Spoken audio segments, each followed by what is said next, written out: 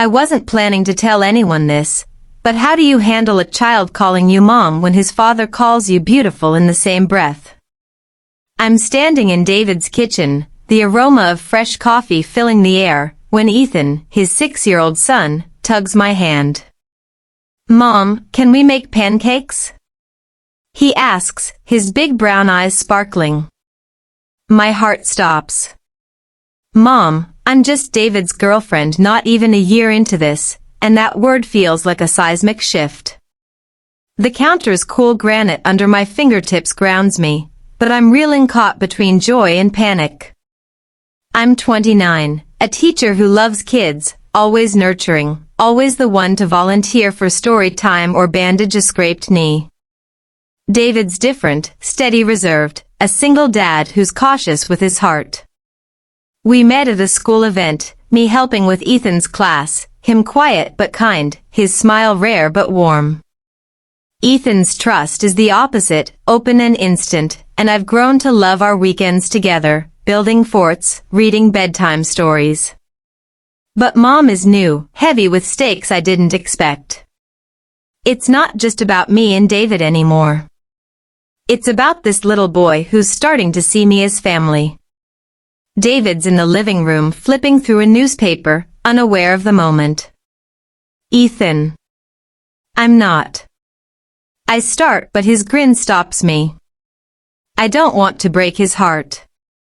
Sure, pancakes sound great, I say, forcing a smile.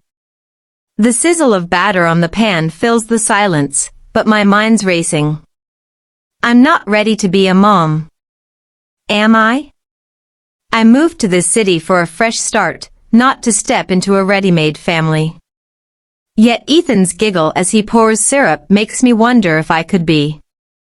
I glance at David, his broad shoulders hunched over the paper. He's been clear we're serious but slow. No rush. So why does Ethan's word feel like a promise I didn't make? My nurturing side wants to lean in to be what Ethan needs, but my caution screams to protect myself. The kitchen's warm, the coffee's bitter steam curling up, and I'm torn. This could be love, family, everything I've wanted. But it's also a risk, my heart, my identity, all on the line. As Ethan hugs me, his small arms tight. One question burns. What does this mean for us now? Ethan's pancake crumbs are still on the table, the kitchen now quiet except for the faint drip of the coffee maker. I'm washing dishes, the warm soapy water, a fleeting comfort against my swirling thoughts. Ethan's mom is still echoing a weight I can't shake when David walks in, his presence filling the small space. He's usually so reserved, but tonight there's a softness in his eyes that catches me off guard. You're amazing with him, he says, leaning against the counter. Then quieter. I didn't see you that way before. You're beautiful. My breath catches. The words are simple, but they land like a spark igniting something I didn't expect. I didn't see you that way before. Could clip perfectly for a shareable moment, raw and real. I'm frozen sponge in hand, the suds popping softly. My nurturing side, the one that's poured so much into Ethan, is clashing with a new dangerous feeling desire. David's not just Ethan's dad anymore. He's a man who sees me, really sees me, in a way that makes my heart race. But this shift terrifies me. Ethan's trust his sweet mom from this morning feels like a sacred line. Am I betraying him by even feeling this? The stakes are higher now, not just my heart, but this fragile family we're building. I manage a smile, my voice shaky. Thanks, that's sweet. David steps closer, his hand brushing mine as he takes a mug from the rack. I mean it, he says, his voice low. The touch is brief, but it lingers warm and electric. I pull back, focusing on the dishes, but my mind's a mess. I've always been cautious, the one who plans every step. Yet here I am, caught between duty and this pull toward David. My best friend Lena would laugh. She's bold, always pushing me to take risks. Live a little, she'd say. But this isn't just living, it's risking Ethan's world. The kitchen's still warm from breakfast. The faint syrup sent a callback to Ethan's giggle. That moment felt safe pure. Now David's compliment has cracked something open, and I'm not sure I can close it. I think about Lena's advice, but also her warning last month. Don't lose yourself in someone else's family. She's right. I could lose my identity, my careful boundaries if I let this go further. But David's gaze steady and kind makes me wonder if I'm already in too deep. I dry my hands, the towel rough against my skin, and turn to face him. I'm glad Ethan's happy, I say, dodging the compliment, trying to steer us back to safe ground. He nods, but his eyes don't leave mine, and I feel the air shift. My internal conflict is screaming love versus loyalty, want versus right. I want to be the woman Ethan needs, but David's words are pulling me somewhere else. As he leaves the kitchen, his shoulder brushing mine, one question burns. Am I betraying Ethan by feeling this way? The park is alive with autumn's glow, the crunch of fallen leaves underfoot, a vivid anchor as Ethan races ahead, his laughter bouncing off the trees. David's beside me, pushing an empty stroller, his presence warm, but heavier now, charged with that kitchen moment last night. Ethan's mom and David's beautiful are tangled in my mind, pulling me closer to this family, while my caution screams to slow down. We're here for Ethan's soccer game, but my heart's playing its own match, torn between the joy of these moments and the fear of blurring lines. Ethan scores a goal, his grin wide as he waves at us. Did you see that, he shouts? And I clap, my voice bright. Amazing, buddy. David's hand grazes my back, a casual touch that feels anything but. He's lucky to have you, he says, his tone soft, but loaded. I smile, but my stomach twists. This should be simple cheering for Ethan being part of his world, but David's warmth is making it complicated. My nurturing side thrives here, soaking up Ethan's trust, but every glance from David chips away at my boundaries. We sit on a bench, Ethan back on the field, and David starts talking about his week, his voice easy, his humor sneaking in. I swear Ethan's coach thinks he's training the next Messi, he jokes, and I laugh, the tension easing for a moment. It's light, almost normal, a tonal shift that feels like a break from the weight I'm carrying. But then he turns serious, his eyes locking on mine. I don't say it enough, but you're changing us, for the better. My heart leaps, but my gut clenches. He's not just talking about Ethan. The leaves keep crunching as kids run by, their shouts mixing with the crisp air. I think back to the kitchen, the suds on my hands, how David's compliment cracked something open. Now every shared moment, watching Ethan joking about his coach, feels like it's pulling me deeper. Lena's warning echoes, don't lose yourself. She's bold, unafraid, the opposite of my careful planning. But I'm losing my grip, caught between wanting this family and fearing what it means. Ethan's trust, David's growing affection. It's all so fragile, and the stakes are clear. One wrong move could break this. I shift on the bench, the wood cold through my jeans. Ethan's the star today, I say, redirecting, but David's hand rests on mine, brief but deliberate. You're a star too, he says, and I pull back, my smile tight. The emotional moment hits joy at being wanted. Fear of going too far. I love Ethan's giggles, David's steadiness, but this is moving too fast. My boundaries are blurring, and I'm not sure I can stop it. As Ethan runs back, hugging me, his small hands sticky with sweat, I wonder how close is too close before I lose what matters most.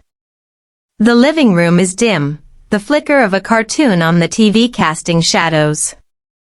As Ethan sleeps on the couch, his small chest rising and falling. I'm sitting on the floor, a blanket draped over my knees, the soft wool a tactile anchor against the storm in my head. David's beside me closer than usual, his arm resting on the couch behind me. Dinner was quiet spaghetti, Ethan's chatter about soccer. But now with Ethan asleep, the air feels thick, charged with everything unsaid since the park. He's beautiful from the kitchen, his touch at the game they're building to something, and I'm terrified of what comes next. I'm trying to focus on the TV, but David's voice cuts through low and deliberate. I'm falling for you, he says, his eyes searching mine. The words hit like a punch, raw and vulnerable. I'm falling for you could go viral, a clip that captures the heart of this moment. My breath catches my nurturing side, warring with the fear of what this means for Ethan for us. I've always been cautious, the one who plans every step. But David's sincerity is unraveling me. The stakes are crushing Ethan's trust. This family we're building my own heart, I shift the blanket slipping. David, we can't, I whisper, but my voice wavers. He leans closer, his hand brushing my cheek, gentle but electric. Why not, he asks, his tone soft but pressing. I see how you are with Ethan, you're already part of us. His words echo Ethan's mom, a callback that twists my gut. I want this, his warmth, this family, but it's not that simple. Lena's warning rings in my ears, don't lose yourself. She'd tell me to run to protect my boundaries, but my heart's screaming to stay. The TV's hum fills the silence, a cartoon laugh track jarring against the tension. I think about Ethan asleep, just feet away. How he hugged me at the park, his sticky hands trusting. If I let this go further, what happens to him, to the role I'm stepping into? David's reserved nature has softened, but this intensity is new, and I'm not sure I can handle it. My vulnerability spills out.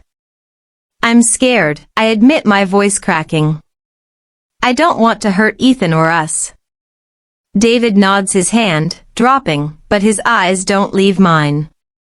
I don't either, he says, but it feels like a promise we can't keep. I stand needing space, the floor creaking under me. This is a moral crisis, love versus duty, desire versus right. I could lose everything if this goes wrong. Comment below. What's the toughest choice you faced in love? I need to know I'm not alone. As David watches me, his expression torn. One question burns. Can I keep this family together, or am I about to break it apart? The morning sun filters through my apartment's blinds, casting thin stripes across the hardwood floor. I'm sitting on my couch, a cold coffee mug in my hands, the ceramic smooth but heavy, anchoring me as my mind churns. Last night's moment with David, his I'm falling for you. The weight of his touch has left me raw, torn between my heart and my head. Ethan's mom echoes in my ears, a call back to the kitchen, but now it feels like a warning, not a gift. My internal conflict is relentless. I want David, this family, but at what cost to Ethan, to my integrity? The stakes are suffocating his trust, our future, my sense of self. I called Lena last night after leaving David's, my voice shaky as I spilled everything. You're in deep, she said, her bold tone cutting through. But what does Ethan need? That's the real question. She's right as always, her bluntness a contrast to my overthinking. I've always been cautious, planning every move, but love's messy, and I'm drowning in it. Ethan's giggle at the park, his small hand in mine, replays in my mind. He's starting to see me as family, and that trust is sacred. But David's sincerity, his steady gaze pulls me towards something I've never felt before. I set the mug down, the faint clink grounding me. The emotional moment hits as I admit the truth to myself. I'm falling for David too. It's not just his words or his touch. It's the way he listens, the way he's opened up, the way we're building something with Ethan. But every step closer to him feels like a step away from the boundaries I swore to keep. I think about that first mom in the kitchen, how it warmed me, how it scared me. Now it's a reminder of what's at risk if I let my feelings win. My phone buzzes. David's name on the screen. Can we talk? His text reads. My heart races, but I don't reply. Not yet. I need to sort this out alone. Lena's question. What does Ethan need is my compass, but it's not simple. Ethan needs stability, a family. But David and I are human, flawed, navigating feelings we didn't plan. If we pursue this, what happens if it falls apart? I'd lose them both, and Ethan would lose another piece of his world. But denying my heart feels like losing myself. I stand pacing the floor, cool under my socks. My nurturing side wants to fix this to make everyone happy. But I can't. I have to choose love, or duty, risk, or safety. The hum of my ceiling fan fills the silence, a steady rhythm against my racing thoughts. I want to be the woman Ethan trusts, the partner David deserves. But right now I'm just me, scared and unsure. As I stare at David's text, one question burns. What's the right choice when love and loyalty collide? I'm back at David's house, the familiar creak of the front door, a faint anchor as I step inside. It's been 2 days since his text, and I've agreed to talk, but my stomach's in knots. The living room smells of Ethan's crayons scattered on the coffee table, but the air feels heavier, thick with everything unsaid. David's on the couch, his reserved nature softened by a nervous smile. Ethan's at a friend's giving us space, but his absence looms large. My internal conflict is a vice. My feelings for David are undeniable. But pulling back to protect Ethan is tearing me apart. The stakes are brutal. This family, my heart, our trust. I sit across from David. The couch is worn fabric, rough under my palms. I can't keep pretending I don't feel this. He says, his voice low but steady, but I know it's complicated. His honesty cuts, echoing his beautiful from the kitchen, a callback that stings with possibility and guilt. I want to lean into him to let this love grow, but Ethan's mom haunts me. I thought we were a team, I say, my voice cracking a shareable line, raw with hurt. David's eyes flicker with pain, but he nods. We are.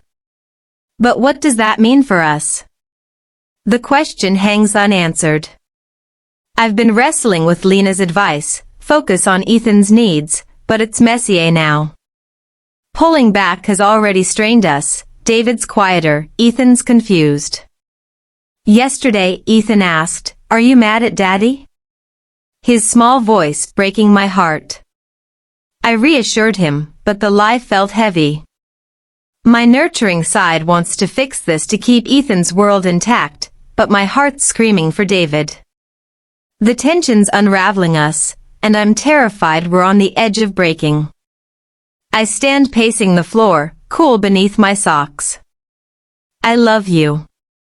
I admit, the words slipping out raw and reckless. David's face softens, but I rush on. But Ethan comes first. If we do this and it fails, he's the one who suffers. David leans forward, his hands clasped. I know, he says, his voice thick, but I don't want to lose you. The emotional weight hits love, clashing with duty, desire, with fear. Lena's bold voice echoes, "Don't lose yourself." But I'm losing something either way, David, Ethan, or me. The crayon scent lingers, Ricardo, a sensory reminder of Ethan's trust. My choice risks this family, and the fallout's already here. Ethan's confusion, David's distance. If I choose love, I could shatter Ethan's stability. If I choose duty, I'm denying my heart, maybe pushing David away for good. As I meet David's gaze, his eyes searching, one question burns. Will we break apart, or can we find a way through this? The park bench is cold beneath me, the late afternoon air carrying the sharp scent of pine. I'm meeting David here, away from the house to finally lay everything bare. Ethan's with Lena, probably drawing her another superhero picture, and that thought steadies me.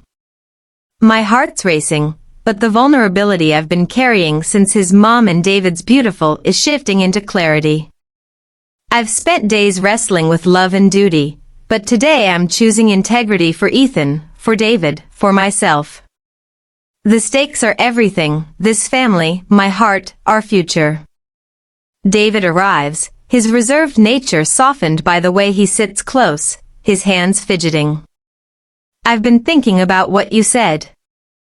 I start, my voice steady, despite the knot in my chest. I love you, but Ethan's world comes first. The words are raw, a key emotional moment that feels like shedding a weight. David nods, his eyes, locked on mine. I know, he says, his voice thick. I want what's best for him too. His sincerity echoes the warmth from the park. That day we laughed about Ethan's coach, but now it's laced with resolve. I take a breath, the pine scent grounding me. We need boundaries, I say. Not because I don't want you, but because Ethan needs stability more than we need this, right now. My nurturing side, the one that's poured into Ethan's giggles and bedtime stories, is leading me. David's quiet for a moment, then reaches for my hand. You're right, he says, his grip firm, but gentle. I got caught up, but I respect this. I respect you. His words hit deep, soothing the fear I've carried since the living room. When his "I'm falling for you" cracked my world open. This isn't the end, but it's a turning point.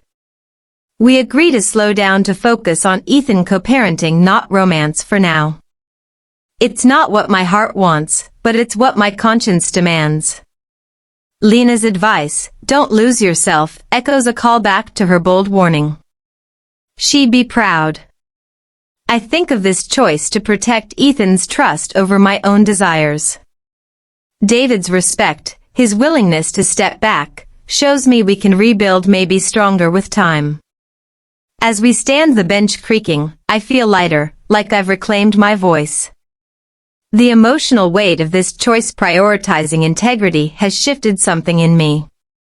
I'm not just the woman Ethan calls mom, or the one David calls beautiful. I'm me, learning to balance love with responsibility. The sun's dipping low, casting long shadows, and I know this isn't the end of our story. Just a new chapter. Can we rebuild trust and still hold space for what might come later? The soft glow of my apartment's string lights bathes the room as I sit on my couch, a warm throw blanket draped over my legs. It's been weeks since that park bench talk with David, and the quiet of this moment feels like a gift, a chance to reflect. The faint hum of the city outside my window is a gentle anchor grounding me as I trace the journey from Ethan's mom to David's beautiful, to this newfound clarity. The theme of love and duty, so tangled in that title, has settled into a truth. Real love means setting boundaries even when it hurts. My heart's calmer now, but the stakes, Ethan's trust, our family. My integrity still linger in every choice. I sip my tea, the mug's warmth seeping into my palms, a sensory echo of the coffee from that first morning in David's kitchen. Ethan's still a bright light in my life. Last weekend, he hugged me tight after we built a pillow fort, his giggle pure and unburdened. David and I are navigating this new space, co-parenting with care, our connection deepened by respect, not romance. It's not the love story I imagined, but it's honest, and that feels right. My nurturing side thrives in Ethan's joy, while my cautious planning keeps our boundaries clear. Lena's been my rock, her bold voice cutting through my doubts. You chose yourself, she said yesterday, her pride warming me more than this tea. Her warning. Don't lose yourself was my guide, a callback that kept me grounded. I've learned that integrity isn't just about saying no to love, it's about saying yes to who I want to be. Ethan's trust, David's respect, my own heart. They're all intact because I chose what lasts over what feels good in the moment. I'm sharing this because I know I'm not alone. What's a boundary you've set to protect something precious? Comment below. I'd love to hear your stories. Love's messy and so is family, but those hard choices shape us.